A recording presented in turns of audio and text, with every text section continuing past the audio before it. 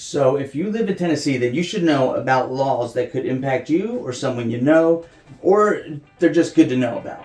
Today, I'm sharing new Tennessee laws that you should know about if you lived in the state of Tennessee, if you live right here. So with that said, we're going to get started right now.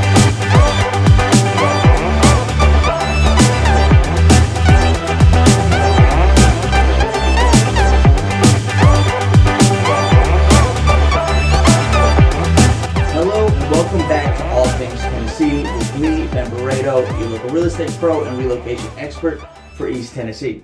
So we live in a society that's governed by laws, and if you break those laws, you're going to face consequences. Now, whether these laws are good and bad really depends on you and your outlook on life, maybe your moral standing, your religious beliefs, etc. This year in Tennessee, new laws are taking effect, and though some might not be that controversial, they're worth knowing about. So let's get to it. The first law is called the Squatter Law. The Tennessee Senate passed a bill that aims to make it easier for homeowners to oust illegal occupants, often referred to as squatters, from their homes.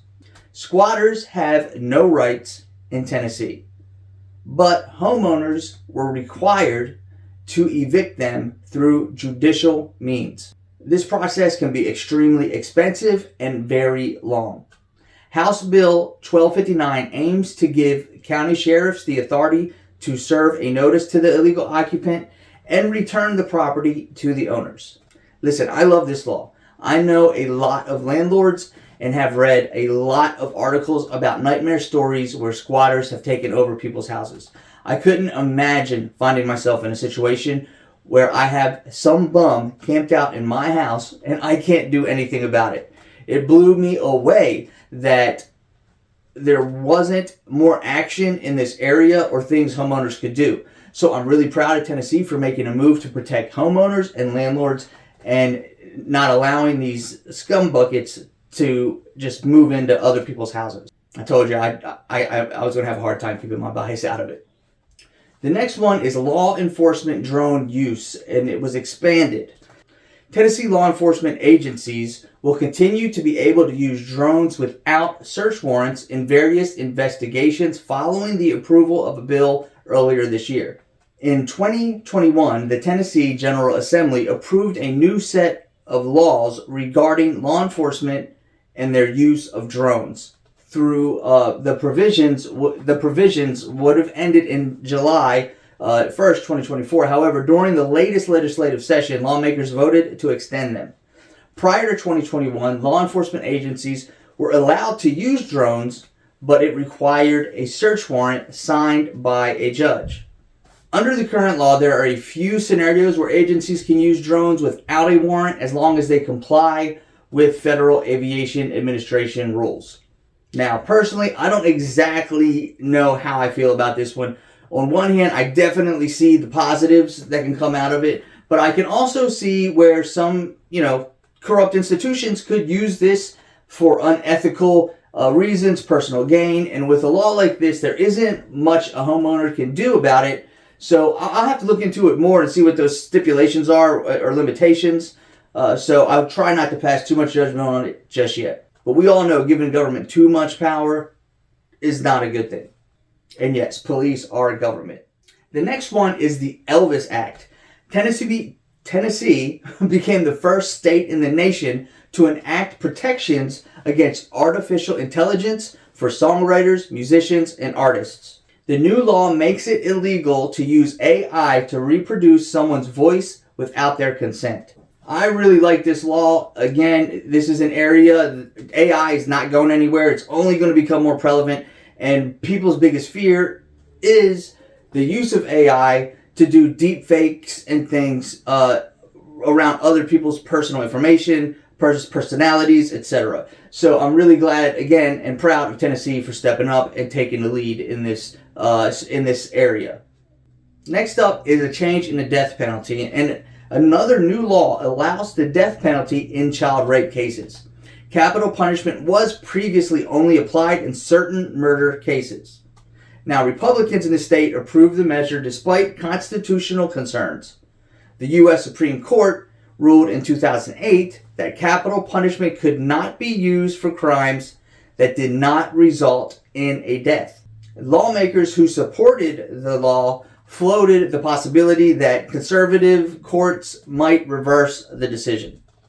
Again, this is another one that I'm a little bit on the fence about. Not because I wanted to protect child rapists in any way, shape, or form, but because law is not perfect, law enforcement is not perfect. There's already a ton of people on death row in this country that are actually innocent. So, you know, the death penalty in itself, not just in this case, is something that I'm not 100% sure about. But it is what it is. I most definitely love the idea of punishing people who hurt children in any way we can, if they're guilty. Now listen, if you haven't yet, make sure to check out last week's video. It's a market update video where I give you the numbers for the national and the Knoxville area. Check that out by clicking here. Also, while you're here, please make sure to like and subscribe. It's free. And as always, if you need a realtor, if you're looking to make a move in real estate, give me a shout. Contact information is easy to find. These last few laws I'm going to show my colors on, but before I introduce them, let me fill you in on where I'm coming from. So first off, if you didn't know, I am a Marine Corps veteran. I also worked as a Knox County deputy for a short time before getting into real estate. So by no means am I against law enforcement or accountability. However, I did grow up in Baltimore. I grew up poor, in a poor community, and I am, on paper at least, a minority ethnicity. In addition to that, I was not the most well-behaved young man and could have easily found myself in jail for some of the stupid things I have done. I also know people that struggle with poverty, addiction, anger management, etc. And though I by no means believe any of them are an excuse for you to make an ass of yourself, I do believe in forgiveness and redemption. So with that diatribe out of the way, the next law I want to tell you about is the Back the Blue law. Just like normal people, there are good cops and there are bad cops. And we've all seen video footage of cops beating up innocent people while yelling, "Stop resisting." Well, usually in that scenario, that person who might have been doing nothing more than covering their head while taking a baton to the back, or just natural reaction, pushing away from a police officer or pulling away, are charged with assault on law enforcement. And what this Back the Blue law does is it makes it a felony to assault a cop when it was a misdemeanor. One thing I understood when I joined the Marine Corps and when I became a deputy was I made the choice to put myself in situations that could become violent and put myself in danger. But I also believe this snowflake mentality is permeating not just the people of this country, but police too. If you are a cop and someone pushes back against your authority, or in a situation where they're being manhandled, an attempt to protect themselves from injury, and you want to charge them with a felony for it, I think you have some soul searching to do. Look, I once saw a video where a police canine had a man's throat in the dog's mouth, and the police were threatening the man to not touch the dog or his throat or really do anything. They wanted him to sit perfectly still or they would shoot him. Now, the man was later charged with assaulting the canine. Now, imagine yourself in a scenario where a dog the size of a wolf has its mouth around your throat. How are you going to react? And you're surrounded by people who's screaming at you. And you can't breathe. I mean, would you be calm and collect in a situation like that? I don't think so.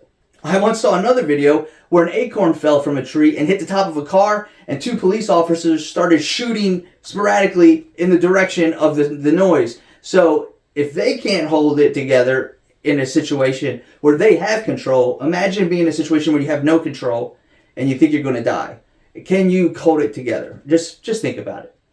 Okay, that was the last one. That's the last of my opinion. I hope I didn't make too many enemies in this video. Of course, feel free to comment below. I love the feedback. With that said, thanks so much for watching. And if I can be of service in any way, don't hesitate to contact me. Again, contact information is easy to find. That's it. I'm done. Thank you so much for watching, guys. And until next time, have a great day. Have a great rest of the week. And we'll see you soon.